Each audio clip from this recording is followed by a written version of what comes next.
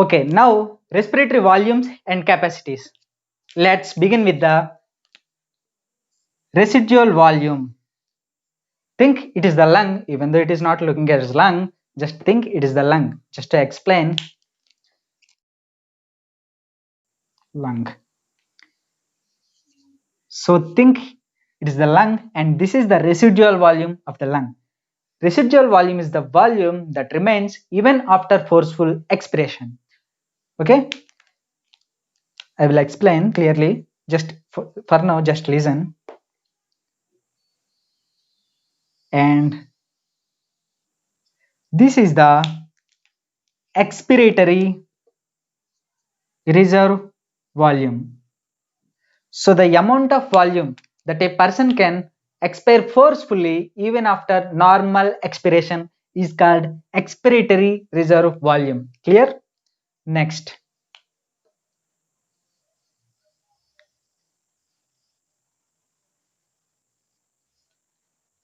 This is the tidal volume. So this is the amount of volume that a person can inspire or expire during quiet breathing. Next.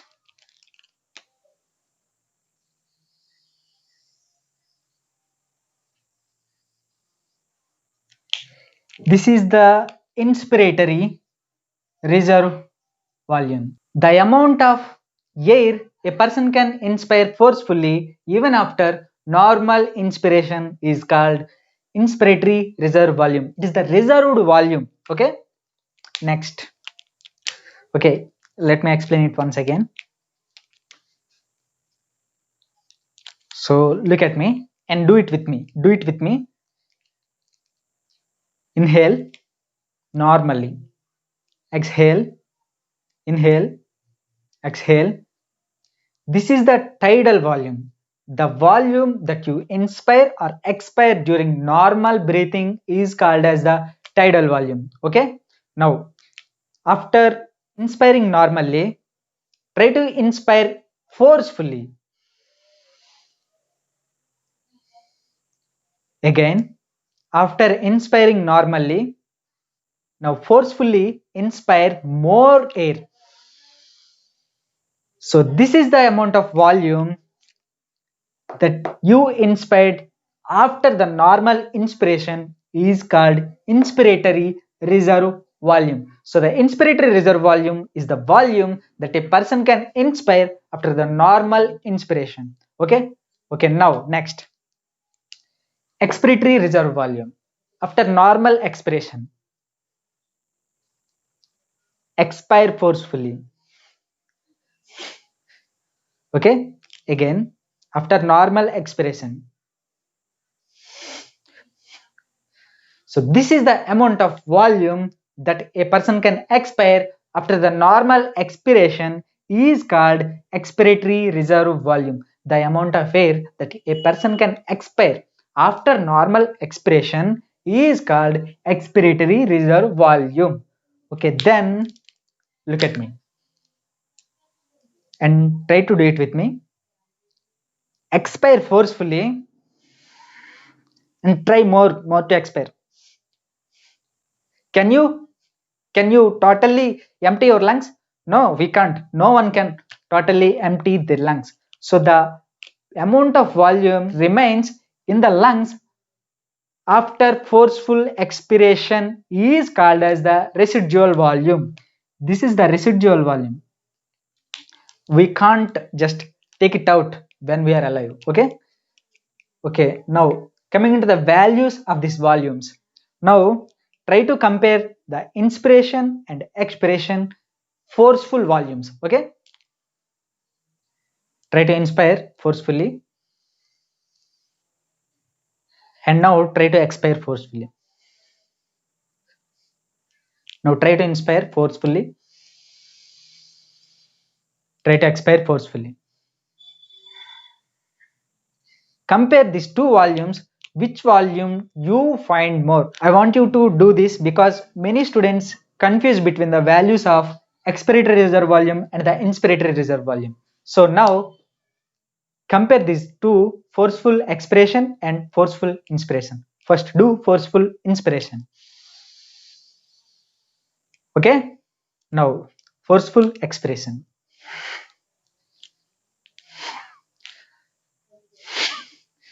Forceful inspiration. I find during forceful inspiration, we inspire more air than the forceful expire than during the forceful expiration. Clear? So never confuse about the values. Always the inspiratory reserve volume is always more. Okay. Now coming into the values. Inspiratory reserve volume. It is about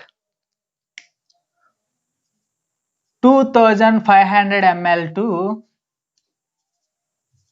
3000 ml. That is about 3 liters. Next, tidal volume. This is about 500 ml. Next, expiratory reserve volume.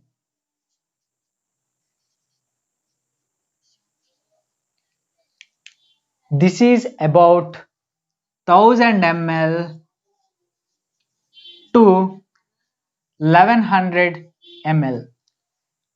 Next volume is residual volume, the volume you cannot empty from the lungs.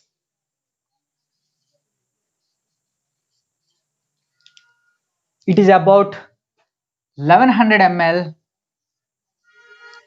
to 1200 ml. So here tidal volume is 500 ml per breath, not per minute, per breath. Now calculate how much of air a person can inspire or expire per a minute. Now let's do it. A healthy person can inspire or expire 12 to 16 times per minute. Remember, a person can inspire or expire 12 to 16 times per minute. Okay? So now calculate. Now it is easy. Tidal volume, that is 500 ml into 12. That is about 6000 ml or 6 liters. Now 500 ml into 16, that is about 8000 ml or 8 liters. So it is about approximately a normal healthy person can inspire or expire about 6 liters to 8 liters per minute. Okay. Now coming into the capacities.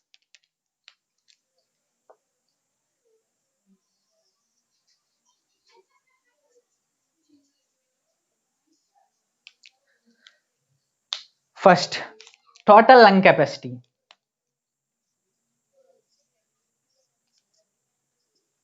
Total lung capacity is the sum of all these 4 volumes. Okay. So inspiratory reserve volume plus tidal volume plus expiratory reserve volume plus residual volume, sum of inspiratory reserve volume, tidal volume, expiratory reserve volume and the residual volume. So the inspiratory reserve volume, tidal volume, expiratory reserve volume and the residual volume comprises the total lung capacity. Now vital capacity. Vital capacity. What is the vital capacity definition? Okay, let me tell you this. After forceful expiration,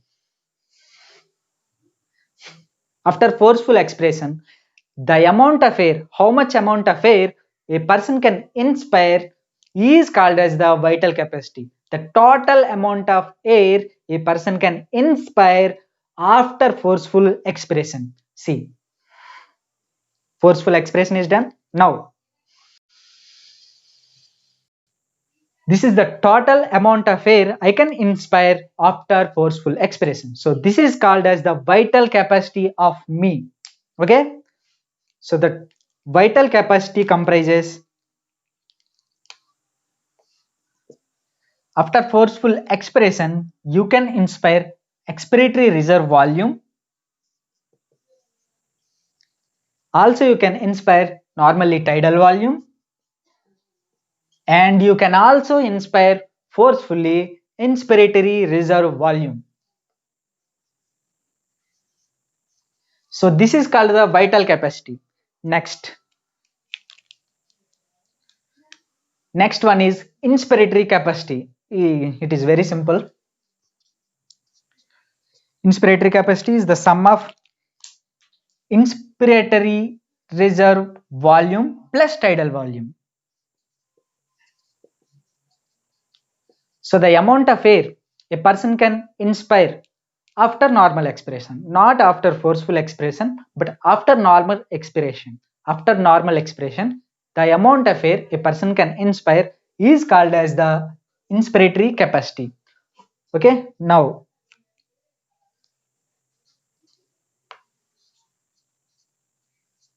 expiratory capacity. So what is the expiratory capacity?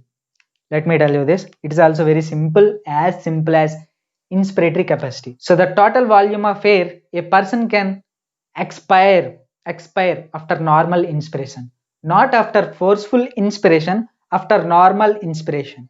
After normal inspiration, how much amount of air a person can expire is called as the expiratory capacity. Clear? So expiratory reserve volume plus tidal volume. And the last capacity is functional residual capacity. So this is the residual volume, but there is also a capacity called functional residual capacity. Functional residual capacity. What is functional residual capacity? The amount of air that remains in the lungs after normal expiration.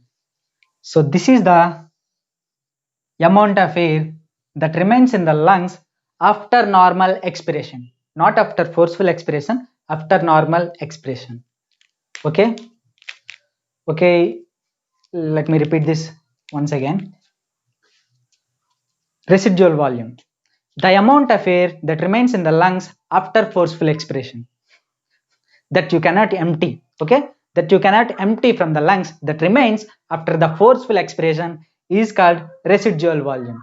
Next, expiratory reserve volume, the amount of air you can expire forcefully after normal expiration. This is the normal expiration and this is the normal inspiration. This is the level of normal inspiration, this is the level of normal expiration. Okay, so the amount of air you can expire forcefully is called the expiratory reserve volume after normal expiration. Okay, now tidal volume, the amount of air a person can inspire or expire during normal breathing, as we are doing now, it is called tidal volume. And the inspiratory reserve volume, the volume a person can inspire after normal inspiration, is called inspiratory reserve volume. Okay, now coming into the values of the volumes. So inspiratory reserve volume is 2500 ml to 3000 ml, and the tidal volume that a person can inspire normally is 500 ml. And expiratory reserve volume, so this is about 1000 ml to 1100 ml. So next, residual volume, the volume that remains in the lungs even after forceful expiration is called residual volume. This averages between 1100 ml to 1200 ml. Okay, now a person can inspire or expire normally per minute, that amount is averages between 6 liters to 8 liters. Okay, now coming into the capacities, there are 5 types of capacities: total lung capacity, vital capacity, inspiratory capacity, expiratory capacity, and the functional residual capacity. This is the amount of air that remains after normal expiration. Okay, this is expiratory reserve volume plus residual volume.